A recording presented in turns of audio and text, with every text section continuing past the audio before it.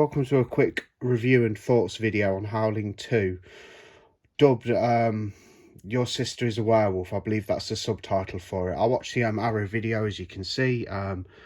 It's got a notable actor in there, Christopher Lee. He starred in the film.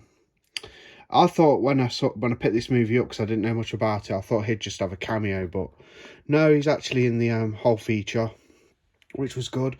And he's one of the better things about the film. It's not his best performance I've seen or best character he's played, but yeah, he did a good job in it. Okay, let's talk about some good things about the film.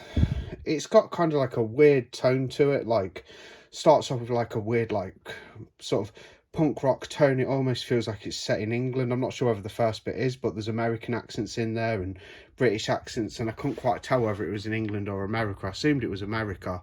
A young journalist has died. Her brother and another journalist seek help from Stefan, Christopher Lee's character, in a bid to rid the world of werewolves and the werewolf queen who's pictured there. So it's a different director from the first film. The first film, as you know, is a pretty much a horror classic.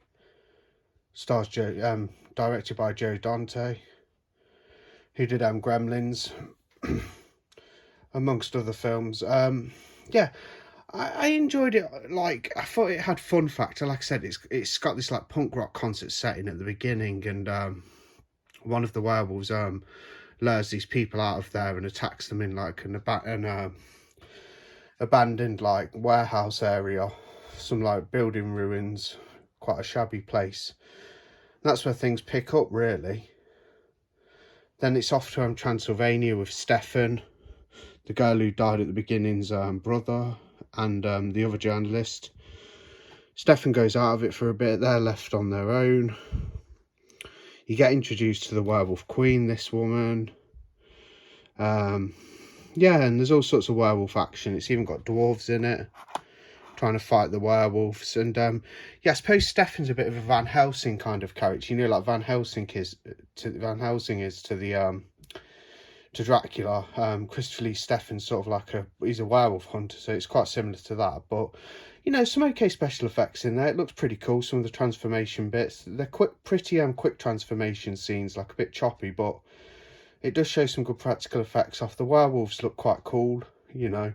It's a very, like, you can tell it's a very cheesy 80s film. It's very 80s. It's got a bit of a punk rock vibe to it with the soundtrack. It's literally got a song that plays throughout the film. But overall, even when they go to Transylvania and things are supposed to be a little more interesting, just found myself thinking it just seems rather tacky. Because the first film's so good. It's such a good, like, dark werewolf movie with a really good plot and well directed. This one just seems a bit tacky with it being a sequel to it. If this was its own thing, perhaps called like My Sister is a Werewolf, I wouldn't perhaps correlate the two, would I? But because they are correlated, because it's a sequel, basically, it is a sequel, yeah. I just find myself unable to say, well, yeah, it's okay and it's fun, but it's a bit tacky, like, because the first film's such a good movie. The plot's okay with the idea of the vampire, the werewolf hunter Christopher Lee Stefan. Some of the werewolf action's pretty good. Like, there's a few kills in there and stuff. Special effects are quite nice. Some of the costumes are good. It's very campy. It's a little humorous. Also on the good side, it's an easy watch.